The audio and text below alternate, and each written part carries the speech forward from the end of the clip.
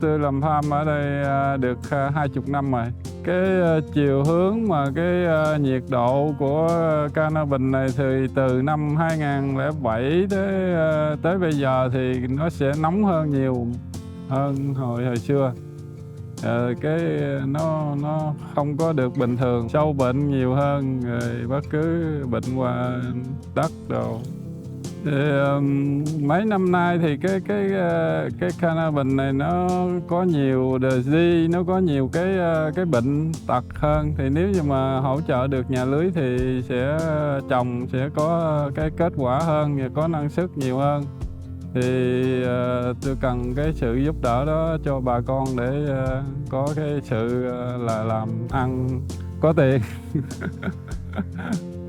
Cái chất lượng thì là đẹp hơn ở ngoài trồng nhiều và nó có nhiều hơn.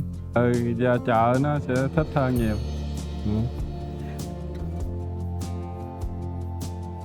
I guess the first process is, making sure you get the picking right. So first of all, we only harvest in the right sort of conditions. So no harvesting in wet conditions or, super hot conditions, anything like that.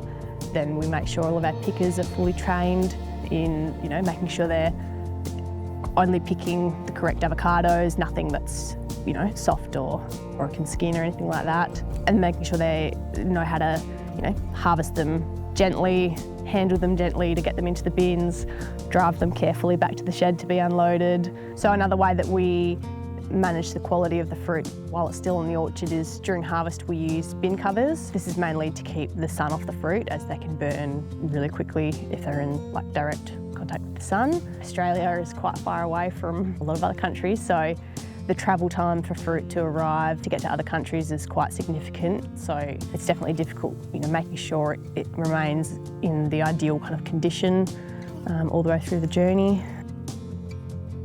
Most fruit is generally MRL tested at the start of the season as it comes off the tree and heads into the cool rooms or the packing shed, so that we can identify any issues before we get to that fruit, and that fruit is mainly just sent up to Perth for MRL testing. So we've got a dedicated QC manager at Blue Moon. They'll test sugar levels, they'll test pressures, they'll do bin checks as the fruit comes in to give a rough idea of what the pack out will be, and then also box testing once the fruit has been packed to check that fruit meets all specifications before heading out the door.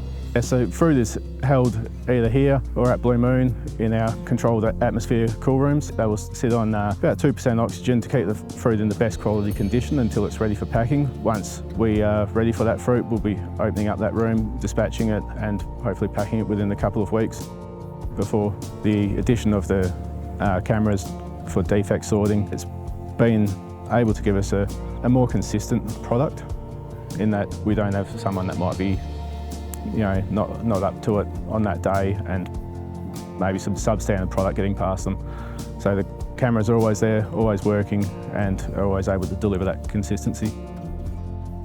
Like financially, avocados are struggling a little bit at the moment, so trying to keep the costs down so that we can maintain profitability is a challenge. The trend towards less cosmetic damage has been happening, like I've been in the avocado industry for over 30 years and that trend has been going the whole time, so I'm sure it'll end up where we won't feel out any blemish at all on our avocados. So when our avocados are packed, they're packed into bins which are numbered. As they're weighed, we record information about that bins, blocks they came from, when they were picked. They then go into a cool room. As we pack those bins of avocados out, they're assigned a unique number for that particular day, that particular block, and then that is marked on the tray, and so that number stays with that tray of avocados all the way through the system. So if our avocados get to Aldi or IGA or whatever, you can trace that line number all the way back to here, so that we can see, okay, well, that particular line number was picked on the 5th of September and packed on the 5th of September, and it's from block 33 or whatever. So the new system's running at like 500 or 600 cups per minute, and that's been, so maybe 300 or 400 pieces of fruit per minute, and all of those fruit have been graded at the same time. Behind me is a tomatoes. I'm growing Roma tomatoes using the advanced growing method, that's hydroponics. So basically, this tomato crop is grown in the substrate rather than in the soil. By doing so, we can avoid the soil-borne pathogens issue because we have a better controls of the input, such as the irrigations and nutrients. So we can optimize the water use efficiency and nutrient use efficiency as well. If you don't have a stable supply, it's very difficult for you, to secure the market. For us at the government departments, we try not only with this technology, but we try something different as well. Show the growers, okay, so this is the way to go. These technologies are available and really helpful for the everyday farming practices.